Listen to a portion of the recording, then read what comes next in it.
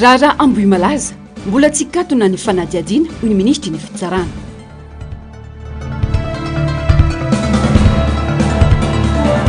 Fanantenana maika ny jirama manana teknisianina afaka mamolavola vahaolana ny jirama hoy Gérard Andriambavilanson. Antoko politika eto Madagasikara fikambanana ny ilazana azy rehefa tsy manatanteraka ny asa araka ny volazany manatitra ny araba tombo klasy tongavy tonga soana ato anatin'izao fotoana ny fampahalalam-baovao izao ampananjana sy ampitiavana no anasako anao naraka ny antsipirim-baovao hatramin'ny farany. Mahakasika ny raharam-pirenena avy hatrandry mijoro sy miaina ny antoko-tsiky Madagasikara mifanojo indrindra amin'ny raharam-pirenena ankehitriny nanatanteraka fivoriana izy ireo androany ho fiomanana amin'ny fitoanandoham-pirenena niatrika izany avokoa ireo mpitarika sy ny mpikambana timma maro anotarian'ny Front National antoko Ravalomanana marika fanampanazava. Miomana hiatrika ny fitoanandoham-pirenena ireo antoko politika fikambanana sy vovonana samihafa eto amin'ny firenena ankehitriny kiondalana izay tsy maintsy hatrain'ny firenena amin'izao fanavaozana izao izany isiny ny fanovana eto amin'ny firenena. Manana ny hoentina amin'izany ihany koa ny antoko-tsiky Madagasikara. Nisy indrindra ny fivoriana ny aran'ireo mpitarika sy mpikambana maro ao anatin'ny antoko nazona naka ny hevitry ny rehetra mahakasika izany. Tsy fomba fiasa vaovao ataon'ny antoko izany fa efa fanaon'ny timma hatramin'izay amin'ny antoko miaina azy eto amin'ny firenena ankoatra ny fameloma-maso sy ireo asa eny anivon'ny fiarahamonina. Manaprofo izany fa atoko matanjaka ary mijoro miatrika ny raharam-pirenena ny antoko-tsiky Madagasikara.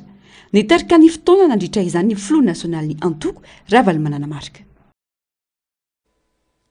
Manodidina izay vaovao izay 13 taona ny antoko-tsiky Madagasikara tsy mbola nisy taonana iray azany nanaovana fialan-tsasatra amin'ny fanatanterahana sy fandraisana anjara mivantana na ankolaka manoloana ny fisotry ny fiainam-pirenena fa izy ny lalàna ny antoko amin'ny fanatanterahana ireo asa mifanaraka mivampitaona misy ka tsy mivoana amin'izany. Fikambanana no ilazany ireo milaza azy mantoka nefa tsy manana ny sata mifehy azy no tsy manao ny asa araka ny voalazan'ny lalàna mifehy ny antoko politika.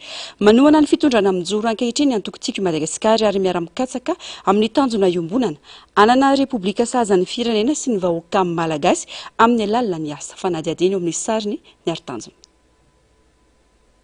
Mazava ny voalaza ny lalàna 240 tsipika 240 mifehy ny antoko politika manana didy roa farafahakeliny tsy maintsy tanterahiny.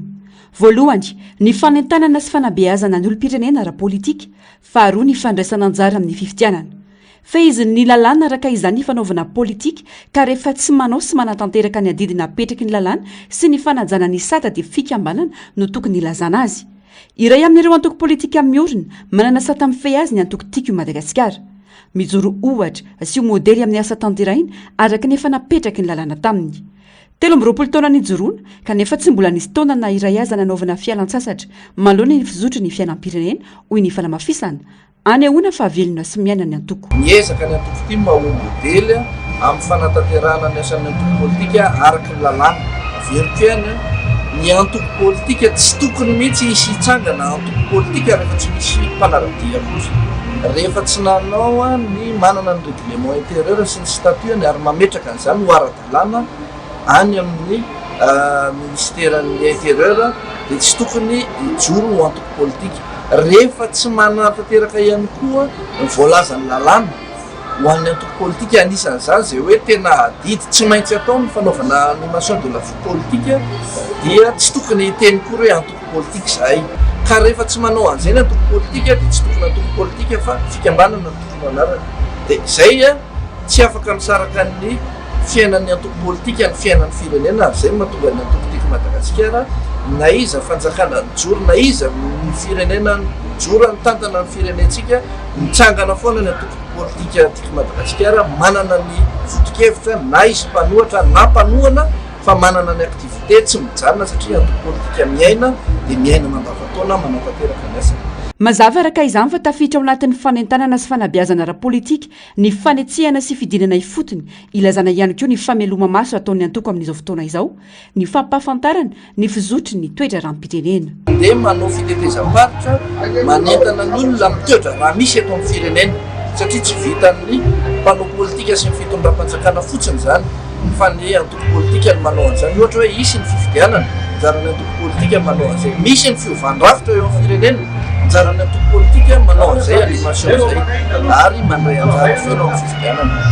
Ty sokomarindrano eto ny filazana fa manao ilay campagne natokana Madagasikara satria araka amin'ny lalàna fianatoka dia tsy maintsy manao an'izay animation de la vie politique. Manohana ny fitondrana fanavaozana mijoro ankehitriny atokotiko Madagasikara. Miomana amin'izay fandraisana andraikitra ho tonga amin'ny tanjona iombonana ananana repoblika sahazan'ny firenena sy ny vahoaka malagasy. Anjara asa mivantana nankolaka izay tsy maintsy voafehiny lalàna. Mety hoe ny fotoana ny fanojo dia misy ilay politika mpanavaozana izay entin'ny fitondram-panjakana amin'izao fotoana izao izay tohanany atokotiko Madagasikara. Ary amin'izany endrika fanohanana izany politika mpanavaozana izany dia miomana amin'ny fandraisana anjara mavitrika amin'izay dingana rehetrarehetra irosona maka amin'ny fanavaozana izay ny atoko politika. Mazava ho azy fa amin'ny alalan'ireo rantsa mangaika ny tiako Madagasikara eran'ny Madagasikara ireo no ahafahanay mampandray anjara mpikambana aminay ary izay fandraisana anjara mpikambana aminay izay no endrika fandraisana anjara ny atokotiko Madagasikara amin'ny fanohanana ilay politika mpanavaozana tanterahan'ny mpitondra fanjakana amin'izao fotoana izao. Mampiaiky ny maro ny antoko politika miorina eto Madagasikara ankehitriny. Vitsiana nefa no hita mandray anjara amin'ny fiainana andavanandro ny firenena. Mbola mipetraka ho ady hevitra araka izany ny amatiana ny antoko politika amin'ny fandraisana andraikitra ho ny fanamafisana, indrindra manoloana ny tsy fanitsiana ny mpikatroka ao aminy. Tsy mazava ny lalakizorana raha politika eto amintsika manoloana ny zavamisy raha tsy lasa fa tsy ny famaroan'ireo tsy miankina any amin'ny sehatra tokony ivelarany sehatra politika. Anisan'ny olana sedrain'ny firenena teo aloha teo ohatra ny any amin'ny sehatra tokony ivelaran'ny resaka politika mifototra amin'izany hoe mpanao politika anazy fiofanana mahalalany ataony izany kanefa ny tsy miankina no maro anisa eo amin'ny fanatanterahana ny andraikitra dia mahatonga ny hoe tsy mazava mihitsy ny lalakizorana ara-politika satria amin'ny maha tsy miankina ny mpanao politika sasany dia tsy misy fifampiresahana ao anatina rafitra politika anankiray izay tokony hiaraka sy hifampaka-hevitra amin'izay mahasoa ny firenena. Farafahakeliny, 700 ireo antoko politika eto Madagasikara, saingy vitsy ireo tena manao ny asana amin'ny fiainana andavanandro. Ny tsikaritra ihany koa, rehefa mandalo krizy na rehefa akaiky fifidianana no mampietsika sy mampiforona karazana antoko samihafa eto. Lafomba vao hafa kosa indray napetraka amin'ny moka centre de tension androany Mamy Ravatomanga raha ny vaovao navoakan'ny gazety Mauricienne Ratsaifina omaly nisy ny fangatahana nataon'ny FCC ao Maurice mba hamindrana n'ity mpandra raha malagasy ity ao amin'ny fonjany Beaubassin saingy izao nalefa ny amin'ny moka de tension izao raha ny fanazavana amin'ny alatsinainy 2 Desambra izao ny fitsarana au Port-Louis no tokony hamoaka ny didy momba ity raha ity fanampanazavana. Anisan'ireo tazonina amin'ny moka de tension centre nanomboka androany zoma 20 Novambra i Mamy Ravatomanga sokajinina ho prison de haute sécurité natao an'ireo olona navita eloka bevava ny moka de tension centre ary faran'izay entitra ny fanaraha-maso sy ny fiambenana ao anatin'ity fonja ity. Natao omaly ny fitsarana ny Mamy Ravatomanga tao Port-Louis saingy ny mpisolo vavazy no niatrika izany. Ny tenany kosa mbola nanaraka ny fitsaboana tao amin'ny klinika tao Maurice. Ho fantatra ny alatsinainy io avy izao ny didim-pitsarana ny Mamy Ravatomanga ka miankina amin'io ny mety ho toy ny tiraraha ity. Raha ny fantatra, raha maloto maro momba ny Mamy Ravatomanga no voarakitry ny FCC ao Maurice ao anaty affidavit na ny déclaration sous serment, ao anatin'izany ny fampitsimbola, ny osikarakehitra, ny kolikoly ary ny trafika na azo sarobidy teo anelanelany Madagasikara sy la France, Hong Kong ary Maurice. Hita tao anatin'io antota taratasy io ihany koa ny raharaha momba ny Boeing 777 lasa tany Iran na zony ity mpandra raha ity 5 tapitrisa euro. Ny sokatra nanomboka ny 13 Oktobra 2022 Ratsaivina ny fanadiadiana momba ireo raharaha ireo taoriny natongavany Mamy Ravatomanga sy ny praiministra malagasy teo aloha sy ny vadiny tamin'ny alalan'ny jet privé tao Maurice. Fipetrarana fiaramanidina izay nambaran'ireo manampahefana Mauricienne fa mbola tsy ara-dalàna ihany koa. Andrasana ny toy ny raharaha. fa mitoy ny fanadiadiana momba ny raharaha fanapoizinana ara-tsakafo teny Ambohimalaza namoizana ain'olona 30 mahery ao anatin'ny fiainona ireo vavolombelona mbola velona nahitany zavantranga ny fitsarana raha ny fanazavana nomeny ministry ny fitsarana Androany nambarany fa tsy misy anavanana iray aza ireo rehetra voaroroy tamin'ity raharaha ity. Narcisse Karazafy mbola avatsara. Eo am-pandinihana sy fiainona ireo olona rehetra mbola velona nahita sy nafantatra ny zavantranga mialoha sy nandritra iny lanonana iny ireo mpanao famotorana raha ny fanazavana notsindrin'ny ministra afa tsy ireo vavolombelona ireo ihany no tokony hoenona fa mbola hoenona ihany koa ilay voalaza fa papasosy izay tokony natao famotorana hatramin'izay. Ankoatr'izay nambaran'ny ministra fahita tamin'ny caméra de surveillance fa nisy olona nivezivezy teny an-toerana amin'ny trangan'ny losa saingy mbola tsy nisy fanadiadiana natao momba izay. Voalaza fa ireo olona rehetra ireo dia mbola atao fanadiadiana lalina avokoa mba azahoana mamantatra ny zava-nisy marina sy anamafisana ny fanadiadiana ahafahana mamoaka ny fahamarinana. Rehefa niraisinay ireo victime dia teo izay dia nahita hoe zareo misy maro be no tsy fantatra kory hoe nitory tsy fantatra kory hoe nandeha tao amin'le fety kanefa dia sady mbola marary mitsabo-tena no mbola velonaina afaka mitantara inona ny zava-misy fa ireo manana maty no tena nandeha nitory teny amin'ny fitsarana dikan'izay dia raha dia efa saika ho tsaraina le raharaha dia hoajanona eo amin'ny hoe izy anankitelo izay voatazona teny am-ponja tsy telo moa izany ray roa telo efatra izay voatazona teny am-ponja no tsaraina dia ozy izay hoe non tohizo ny fanadiadiana enoy ireo vavolombelona izay mbola velona satria manana zavatra marobe ho tantaraina ireo ary misy zavatra tsy mazava marobe ny tranga taloha ny fikarakarana ny fety io sy nandritry ny fety ary misy ihany koa izay olona enitsika hoe papasosy tokony nenona nefa tsy nenona ao anatin'ny dossier ary tsy anankiray izany fa marobe nisy ny caméra de surveillance nahitana olona nivezivezy nandritry ny le fety tao anatin'izany tsy nijerena izany caméra de surveillance izany ary farany nisy ny fitsaboana izay natao tany Maurice nahitana fa nisy trangany zavatra hafa tamin'iny fanapoizinana iny izany rehetrarehetra izany tsy ahafahana mitsara ny raharaha eo no eo fa tsy maintsy mila fanadiadiana. Raha tsy ahivina efatra amby 30 tamin'ireo olona 70 natrika ny lanonana ny fankalazana ny tsingeritaona teny Ambohimalaza ny 14 Jona 2024 teo no namoy ny ainy olona miisa 9 no nahiditra ponja vonjomaika ka isan'izany ny tompon'ny fety ny tsingeritaona sy ny reniny nampisava hitaka ny firenena efa bola nalaza izay ity raharaha ity ary hatramin'izao dia mitondra takaitra ireo ankohona ny ara-pahavoazana eo koa ireo mbola manaraka fitsaboana andrasana araka izany ny vokatry ny fanadiadiana. Makasika ny raharaha Jirama kosa indray irsona aingana ny fanadiadiany parlemanta manoloana ny olana eo anivon'ny Jirama ho ny filohany anteny meram-pirenena atao amin'ny rantiny atao ry ny fifanatrehana teo amin'ireo solombavambahoaka sy ny Jirama ary ny ministerany Angovo Omaly. Ny tolotra omen'ny Jirama ny mpanjifa ny fitantanana ny Jirama amin'ny ankabeny santionany amin'ireo fanakianana ireo solombavambahoaka Omaly. Nambaran'ny ministerany Angovo afahany mandeha ny fanadiadiana anatiny sy ny fanomanana audit ivelany ho fanamafisana ny mangarahara ary natsangana ny komity manokana misy ireo androm-panjakana maromaro andinika sy anara-maso akaiky ny fifanarahana rehetra eo anivon'ny Jirama. Ny politika napetraky ny fitondrana teo aloha ihany kosa no mbola averin'ny Premier Ministra amin'izao fotoana izao hoy ny filohan'ny filakevim-pitantany andorinasa Jirama teo aloha Gérard Andrialemorovason. Fanadiadiana eo amin'ny sariny mbola avatsara. Isan'ireo tsy fahombiazam-pitantanana eo anivon'ny orinasa Jirama ny fanaramana vahiny amin'ny vola miopapana kanefa tsy misy vokatra azo tsapahitanana hoy ny solombavambahoaka Fidèle Razarapiera eo koa ny fifanarahana amin'ireo orinasa tsy miankina izay mamotika ny orinasa ho hiatrany fanamafisana. Tena nafinatra anara nahita an'le asinainina anankiroa androany fa tsy eo mory zalahy. Asinain'ny Riji, asinainina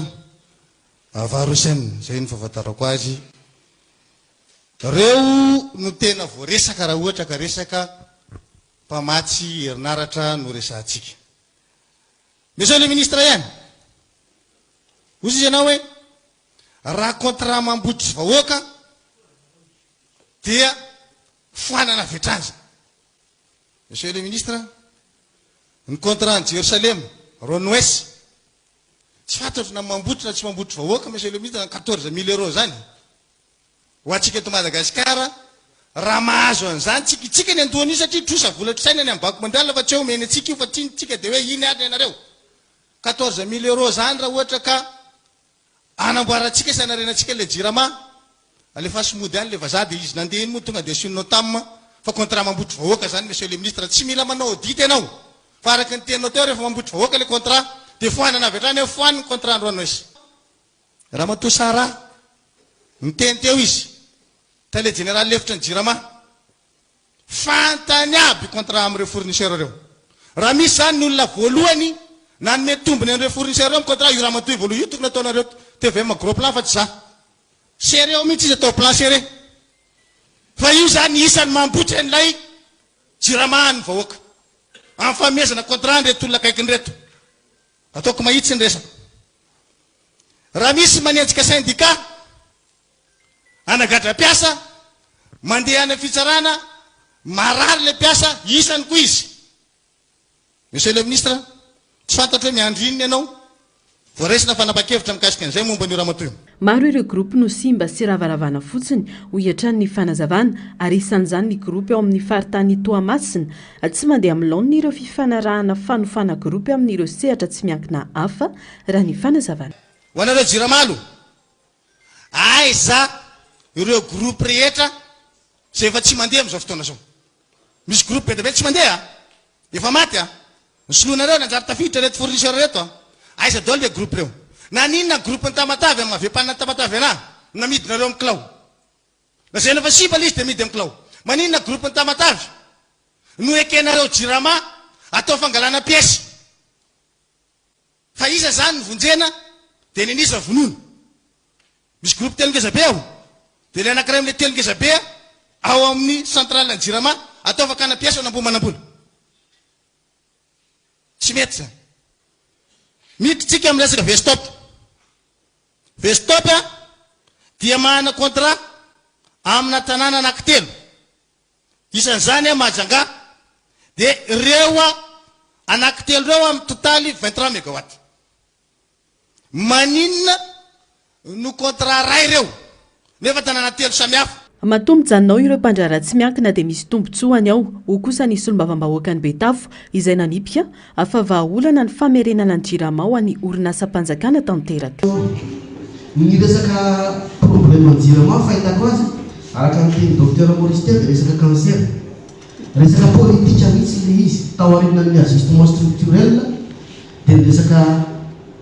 privatisation excessive fahasosotriana tokoto dia makano hoe renationalisation ny secteur d'énergie sy ny hydrocarbure alao fanjakana mihitsy ny manafatra carburant avana Iran avana Arabie Saoudite fa tsy miaraka amin'ireo privé zao national io dia sady ny jirama koa menao ny jirama fanjakana dia mba mena koa famatory ao janony ao na dia iny explication ataony misy tombony ao fa raha tsisy tombony ao fa niakana ao managriteny izy eto hoe aka zay manako ny jirama manana an'izao manako conviction fa matory ao mbola mijanony ao mitakikita ny jirama manana intérêt izy io tsy manana amin'izay intérêt fa tokony arovaoko malagasy ny jerentsika raha misy andraiky tsara ilaina intérimaire monsieur le ministre ahafahana manafaka ny vahoaka amin'ity délestage ity zao vonony izy hay na resaka lalàna io na zavatra tahaka hafa fa tena mijaly ny vahoaka resaka délestage manoananao foana mampahely fa mafy miasa marina ny fanamaninao teo hoe bedibe zavatra efa teo dia anao no zaka mivokana amin'izao fa io foana hiariasa vahaolana maika ao any orinasa jirama ny fametrahana politika mpanjakana vaovao avy amin'ny prime ministre izay anarina sy anavao ny rafitra famokarana herinaratra ho kosa ny filohan'ny filakevim-pitantana ny jirama teo aloha ilaina ny fampiroboroboana ny vahaolana ary industrialy fa tsy ny fiankinana amin'ny fifidianana angovo avy amin'ny sehatra tsy miankina fotsiny ho hiatrany Gérard Andrialemirovason raha nanapa-kevitra ny amadika orinasa tsy miankina orinasa mpanjakana ny fitondrana ny fandimby teto amin'ny firenena dia betsaka ireo mpandrara ka niteraka fikorotanana tamin'ny famokarana herinaratra zany mbola tsy nanangana foibe hydroelektrika vaovao koa ny fitondrana teo aloha izay tokony ho loharano maharitra sy mora vidy de adiny daholo zay resaka rehetrarehetra zay a zay tena hitolobatana hoe za énergéticien zay manodina groupe Véranga Soaiko mividy groupe Véranga Soaiko olona sy tao anaty cœur de métier misy ny production d'énergie électrique de lasa énergéticien tampotampoka teo a de io izy hitasika an'io a ny groupe ampanina sy hita zay anaovana azy a na ny maintenance nisy ao a hatramy consommation spécifique ko tabaisiny cour de compte daholo hoe lasa 400 grammes par kilowattheure nefany anolohany thermodynamique zany de nanetana amin'ny école d'ingénieur tany ambanivohitra de 250 grammes le izy de ahoana navitana 400 grammes tampoka hatram'izany zany tena mivaha daholo de sy vitan'izany a sy nanao centrale hydraulique le olona nanao an'io zavatra io de io sika mikorotany ambony ambany io de sy mahita vahaolana amin'ny solution nentina ireo privé namena concession reo. Teknisiana sy manam-pahaizana avy ao amin'ny orinasa Jirama ihany no manana ny fahaiza-manao sitrake efa ilaina amin'ny famolavolana ny vahaolana sy ny fanarenana ny rafitra raha omena azy ireo ny andraikitra sy ny fahefana mazava ho iatrany Gérard Andria Lemirovasan. De ny vahaolana de sotra azay foana ny naverimberiko hoe azarany fazakana malagasy sy ny prime ministre manao ny politique générale de l'État no mitady solution industrielle vaovao ho an'ny Jirama. Fa sy hoe le sy mety nataony reto olona sy mana sy énergéticien reny namomboarina sy mesy manao zavatra hafa misy zany ianao mamoaka anina vaovao misy ny fanjakana hoe efa nameko moa ny solution tam'izay hoe tokotry manao production statique nareo a de manao réserve hydraulique réserve ino moa zany réserve tournante hydraulique dia manao réserve tournante sous forme d'énergie marine tsika manana ranomasina be debe raha teo a na manana réserve statique d'origine hydrogène besaka ny solution industrielle zany fa akoatran'le manofa groupe sy mividy gasoil. Atreto tsy fantatra izay tena votoatin'ny fifanarahana tamin'ireo sehatra tsy miankina tsy afaka avoaka apabe-maso izany fifanarahana zany hoy ny sekretera jeneraly ny Jirama. Eto avokoa ny majorité an'ny co-contractant any Jirama ka ny Jirama manokana izy rery dia tsy afaka ny anapa-kevitra velivelo hoe avoaka eto ny contrat satria misy ny atao hoe clause de confidentialité ao anatina contrat izay mambean'ny partie fa nefany afaka vahatsika eto izay zavatra izay satria eto daholo ny mpanao sonia anankiroa zany hoe ny Jirama sy ny fournisseur ka ifampiarahana le izy raha manaiky ry zareo hoe eken'ny mpanao sonia ve ny amoahana ny contrat de mamoaka izay fa tsy hosakana mihitsy Jirama na ny ministera amin'ny famoahana le contrat. Tsy manaiky kosa nefa zareo tsy afaka ny anery zay satria raha ny teneniko teo hoe misy ny atao clause de confidentialité anatina contrat izay mampigadra ny violation an'io. 2021 vao recruté tao amin'ny Jirama henontsika tsara angamba ny fa nanomboka 2006 de fa nisy ny contrat ary nandritra ny za teo nanomboka za directeur juridique coordonnateur des affaires juridiques dia mbola tsisy contrat vaovao natao nampanaovina soni tamin'iza directeur teo dika an'izany fa contrat efa nisy ireo. Etsy ankilany nambarany ministerany Angovo ny Andro Juris Ralter fa efa natao ny fanadiadiana anatiny izay nampidirana fanadiadiana ny antota taratasy momba ny mpiasa sy ny mpiasa mpanjakana ambony ao anivon'ny orinasa Jirama. Anome tolo-kevitra izy ireo ahafahana manome fahafahana arabola ka ahafahan'ny ministerany Angovo manokatra antso ho an'ireo maniry faninana amin'ny fanendrena orinasa mpanao fitsiriana na audit ivelany mba ahazahoana antoka ny fangaraharaana eo amin'ny fitantanana arabola eo anivon'ny Jirama. Hotohizana ihany koa ny fanavaozana ao amin'ny ministerany Angovo sy ao amin'ny orinasa Jirama ary tsy fantoka amin'ny fanaovana sy ny fotsiny intsony ny ministerany Angovo amin'ireo tolo-kevitra ho an'ny Jirama fa hijery sy andinika tsara ny dingana rehetra ary anana ekipa ara-teknika manokana natsangana araka izany ny komity iray izay misy olo-tena mpanjakana avy amin'ny fiadidinan'ny Repoblika, ny Prime Ministre, ny ministerany fanavaozana, ny ministerany fitsarana, ny ministerany toe-karena ary ny ministerany Angovo hiandraikitra ny fandiniana akaiky ny fifanarahana sy ny fanamarinana ny fifanekena raha ny fantatra ihany koa dia iroso amin'ny fanadiadiana ny parlemanta momba ny raharaha jirama hoy ny filohany anteny meram-pirenena tao amin'ny pejiny androany andrasana araka izany ny otoiny. Fa tsy misy afa-tsy ny famodirana mpifaninana hafa anova olana zona mampidina ny sarany internet eto Madagasikara. Kisarisary mpifaninanana no misy eo amin'ireo mpandraharaha any ka lasa tsy manana safidy ny mpanjifa hoy ny fanehoan-kevitra. Fanamby lehibe apetraka ho an'ny fiadidiana ny fanavaozana ny anenjana ny tady ho fitsinjovana ny vahoaka raha nisy fanazavana nataony Narcisse Karazafy sy mbola avatsara. Majaka tanteraka ny ampimamba na ny monopolisation eto Madagasikara tsy eo amin'ny sehatry ny tolotra raha internet ihany afahatra amin'ny antso atarby sy ny vidiny solika. Endrika ivelany fotsiny ny fisian'ireo karazana orinasa kanefa mitovy ihany ny sarany atolotra izy ireo. Vokany tsy manatsafidy ireo mpanjifa fa tsy maintsy manjifa amin'ny vidiny apetraka ireo orinasa ireo. Fanamby lehibe ho an'ny fitondrana vaovao araka izany ny anaovana doda-tabatra manoloana ireo mpanambola manao ampimamba sy mpitsentitra ny vahoaka malagasy ireo hoy ny filohany voamerany serasera eo anivon'ny anteny meram-pirenena. Fa testa voalohany ho an'ity gouvernement vita amin'izareo hoe ny ady mpanambola be ireo opérateur économique vavambe ireo mikasika ny internet fa tsy tokony hijanona fotsiny any amin'ny internet fa tokony andehatra any amina ny appel téléphonique tokony andehatra any amin'ny carburant satria misy an'izay karazana monopole sy fiarahana ny fitombatombo izay amin'ilay opérateur économique miendrika isehoany rehetra izy amin'izao fotoana izao no dia hoe misy anankiroa na anankitelo ilay opérateur fa mifanaraka ireo amin'ny vidiny entana amidiny. Ohatra zany hoe manantsika ny Galana, manantsika ny Jovena, manantsika ny Total, manantsika ny Shell, fa marotra daholo ireo carburant eto Madagasikara. Fa tsy mametra-panontaniana ve tsika maninona ny miara-misolotra dia miara-midina ny vidin'ny carburant andreo. Mody hoe maro ilay mpandraharaha fa endrikana monopole ihany satria iraisandry zareo ihany dia izy. Takizay ihany koa ny opérateur téléphonique. Mody hoe misy ny Orange, misy ny Airtel, misy ny Yas, fa mitovy foana ihany reo. Zany hoe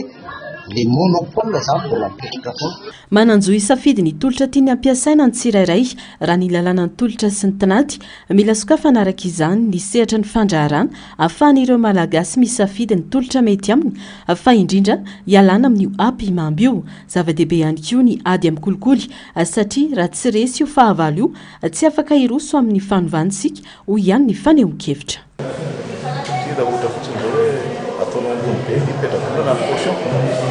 Fitsiny afaka manao an'izany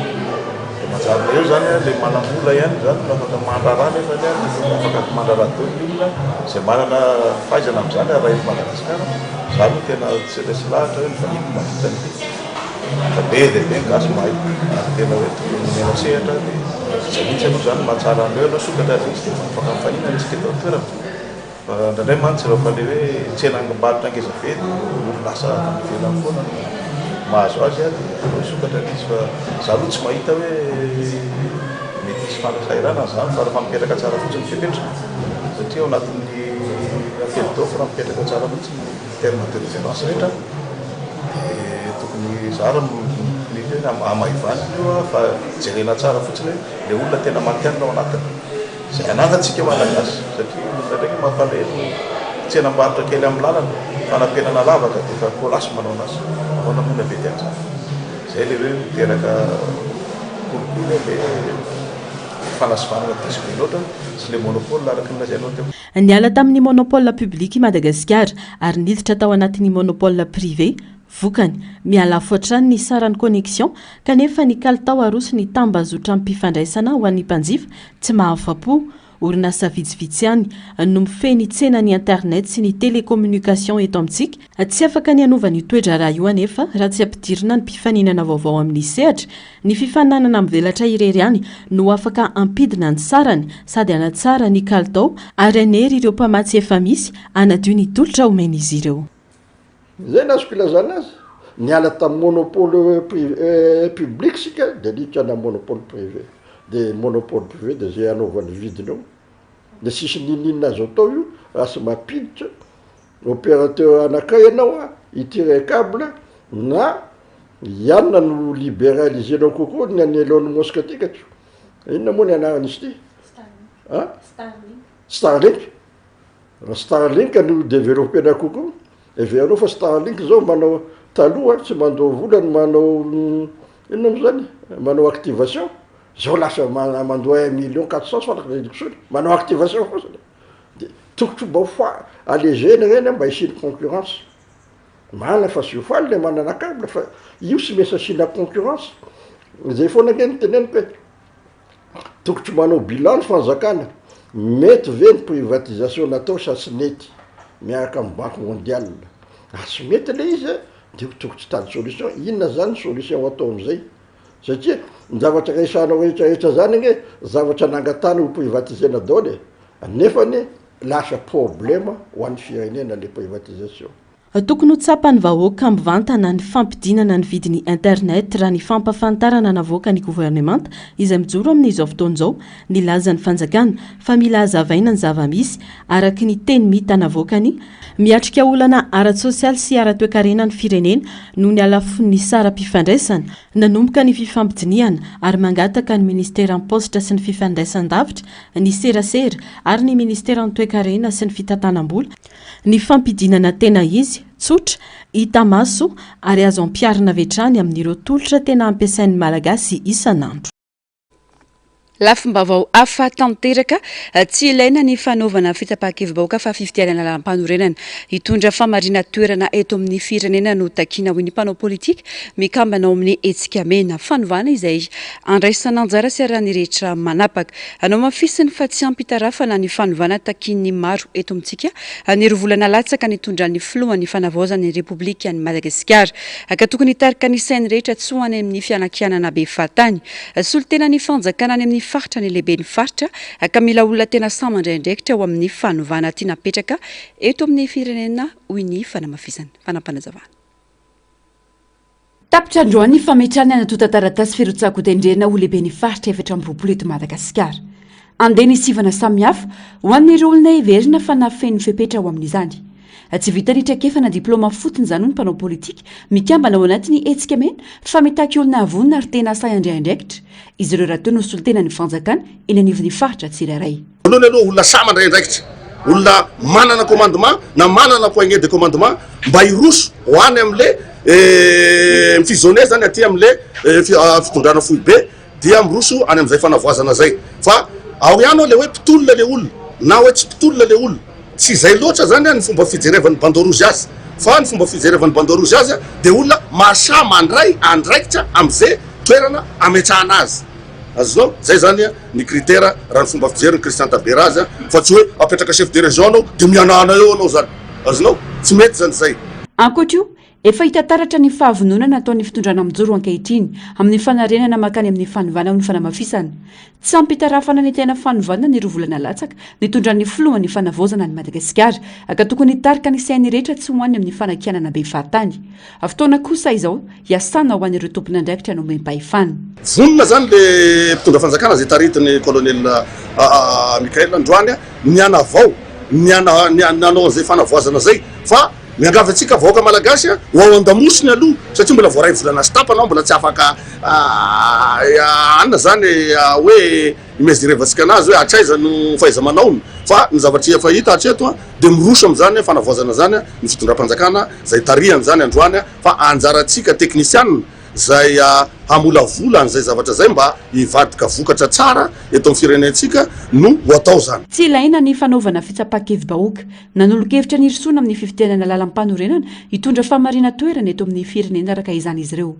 de omeo sehatra le mpisehatra rehetrarehetra ao ny société civile ao ny mpanao politika ao reo GNZ GNX GNY reo manao daholo ny vahoaka malagasy rehetra amolavolan'ny constitution zay ny atao hoe fifidianana lalam-panorenana fa tsy hoe fitsapakevim-bahoaka ny aty amin'ny bandorouge de tsy fitsapakevim-bahoaka ny takiny ary manolo-kevitra ny fanjakana fa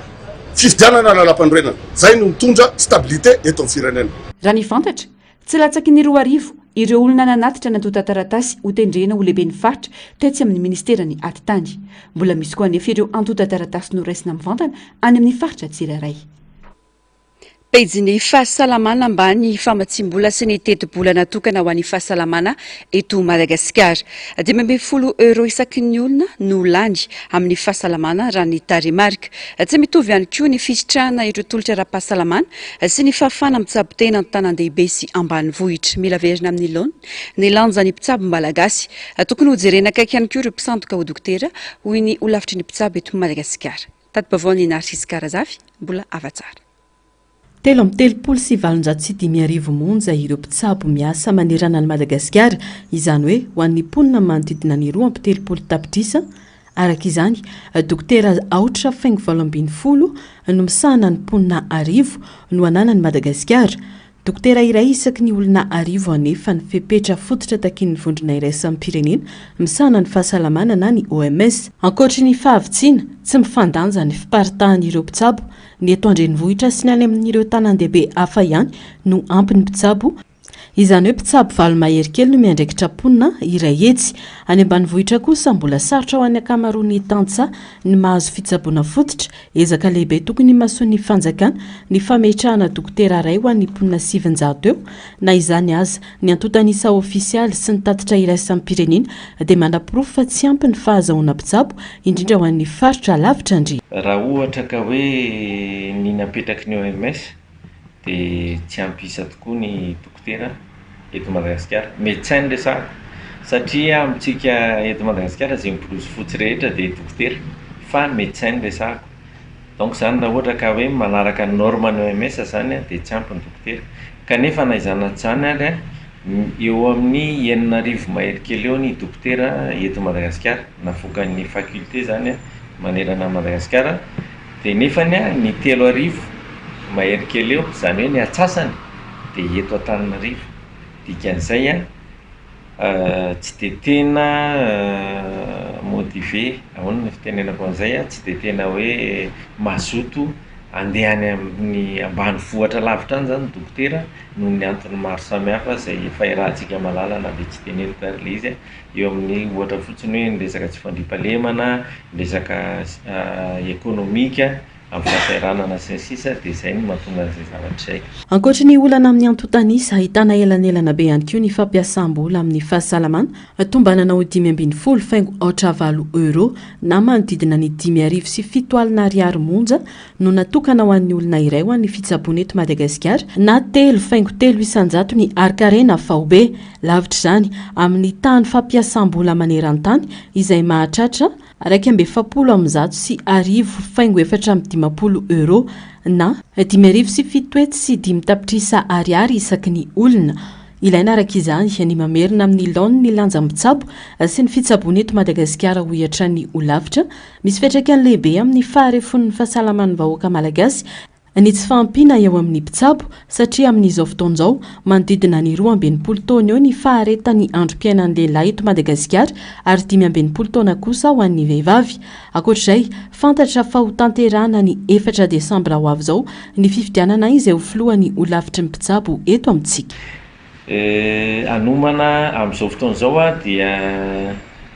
mpitantana vonjomainka ny Ordre National des Médecins, fa ny tenako moa zany miteny ama président ny comité national électoral, zany hoe manomana ny fifidianana izay ho provovoan'ny olavitry ny mpitsabo izay. Aloha mihitsy ataoko hoe Ordre National des Médecins, dia eto zany dia mitodika amin'ny raha lasanam-pavy médecin isany mba azoty fidy amin'ny alakamisy 4 Desambra 2022 amin'ireo bureau de vote 70 mahery miparitaka amin'ny manerana Madagasikara mba hametrahantsika ho lavitra matanjaka, tena asolo tena antsika, amerina indray ny lanjan'ny dokotera, amerina indray ny lanjan'izany atao hoe Ordre National des Médecins zany hitandro ny fahalalan'ny Ordre National des Médecins ampanantanterana ny asany ary indrindra amin'ireo ady atao amin'ireo mpitsabo sandoka izay manararoatra maka vola amin'ireo marary ary tena teraka olana le izy amintsika dokotera satria efa any amin'ny fahasarotana vao tonga eny amin'ny toeram-pitsaboana. Mbola dingana lehibe no andrasana azahoana manatsara ny rafitra ara-pahasalamana eto Madagasikara indrindra eo amin'ny famatsim-bola ny fiparitahan'ireo mpiasan'ny fahasalamana ary ny fitoviany ny fisitrahany vahoaka fitsaboana. Maresaka avy any ivelan'ny fitondrana miaramila no misy ao Guinée-Bissau amin'izao atao ny fifidianana filoham-pirenena nataony 13 Novambra lasa teo. No mariny izy ireo tamin'ny fahitalavim-panjakana fananaka ny fahefanatanteraka izy ireo no nidrafitra tsy mazava nataon'ireo mpanao politika sasany. Raha ny fantatra dia efa tonga ny Senegal ny filoha ongana Ombalo ataoriny fampandosirana azy. Fanampanazavana. Ny alarobia amby 20 Novambra lasa teo, ny aloha kely ny fampahafantarana voka-pifidiana filoham-pirenena tao Guinée-Bissau no nandrombany ireo miaramila ny fahefana tao an-toerana.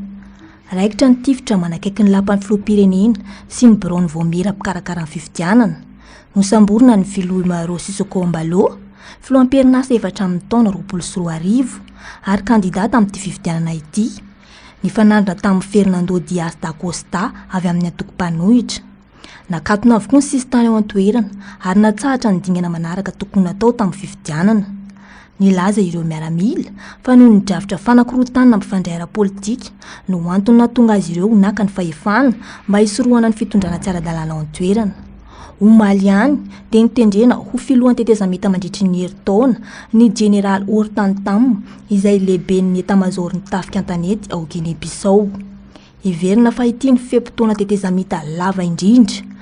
Nanomboka Omaly dia ny General Hortan Tam ny filoha farany ambony tantana ny rafitra vaovao ao Guinée-Bissau. Mampametra-panontaniana amin'ny mpanara-baovao ity fanonganam-panjakana ao Guinée-Bissau ity. Voalaza fa ny filoham-pirenasa sady kandida noho nikotroka izany. Tsy misy ahazo tombony amin'ny fanonganam-panjakana toy izao manko raha tsy ny filoha kandida Embalo hoy ireo mpanara-baovao. Tetika politika anakanana amin'ny mpanohitra tsy handray ny fahefana ny fandrombany miaramila ny fahefana hoy Fernando Dias da Costa izay nanitrikitrika fa tsy mifanaraka amin'ny lalam-panohenana ny fandraisan'ny miaramila ny fahefana. Raha ny fantatra manko dia resy ny filoham-pirenasa. Lany tamin'ny isam-bato raika amin'ny 50 faingo ohatra valo isan-jato i Dias da Costa, raha 70 faingo 2.9 isan-jato kosa no azon'ny filoha Umaro Sissoco Embalo. Raha ny fantatra ihany koa dia mifanampy ireo filoha afrikanina sasany nampandositra ny filoha Embalo. Efa tonga any Senegal ny tenany raha ny vaovao. Mpanao fanatanjahantena Andranomandry na skieur avaly no voavonjy ataorian'ny fiotsahany tendrombohitra rakotra ranomandry atao amin'ny faritra Stobay any Autriche. Mihoatra ny 50 ireo mpamonjy voina no ny farimbona namonjy azy ireo. Fanadihadiana.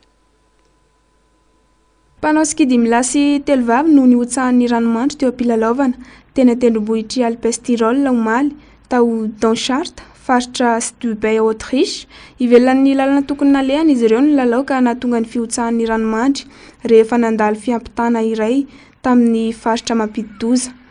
Vetivety ihany dia tonga ireo mpamonjy voina. Olona mihoatra ny 50 ny ampy alika pikaroka ary angidiby no ny farimbona tamin'izany. Ratra maivana no nanjoy ireto mpilalao avy any Allemagne, Bulgarie ary Autriche. Ny telo tamin'izy ireo nentina tamin'ny angidiby ho any amin'ny hopitaly. Ny ambiny kosa dia notsapiana avy hatrany tao an-toerana ihany. Alama varinany amin'ny faritry Gryffindor any atsimon'ny Pologne sy vehivavy Ukrainiana malaza eran-tany noho ny endriny no hafakely entina amintsika amin'ity androany ity arahoary. Any amin'ny faritra Gryffindor atsimon'ny Pologne misy ny Forêt Tortue, ala miolakolaka mistery. Malaza ahitana hazo kesika miisa 700 eo izay samy miolaka eo amin'ny fotony. Mbola tsy fantatra mazava ny antony mahatonga ireo hazo ireo iolaka. Misy mihevitra fa namboarin'ny olona tany amin'ny taona 1700 mba hanaovana fanaka miolaka. Ny hafandray miteny fa vokatry ny ranomandry na fiovaovan'ny toetrandro. Hitoetra ho toerana mistery sy manintona mpizahatany ny Forêt Tortue ary anisan'ny toerana voajanahary hafakely be mpitsidika indrindra ny Pologne. Vehivavy Ukrainiana malaza eran-tany no ny endriny mitovy amin'ireny saribakoly ireny i Valeria Lukianova. Teo amin'ny nonony ihany no nanaovany fandidiana fa ny endrika sy ny bika dia vokatry ny makiazy sy ny fanaovany fanatanjahantena araka ny fanazavany. Mampidi-bola be ho azy ny endriny satria maro ireo tambazotra sy mpandraharaha no te hahazo azy amin'ny dokam-barotra na ireny karazana interview ireny. dia nitranga afaka eleny hoentina marakatona ny fampahalalam-baovao ankasitrana na tombo klasy tombovavy nanaraka ny vaovao hatramin'ny farany mametraka ny mandrapitafa ho amin'ny rampitso amin'ny fitora sasany indray felomatoboko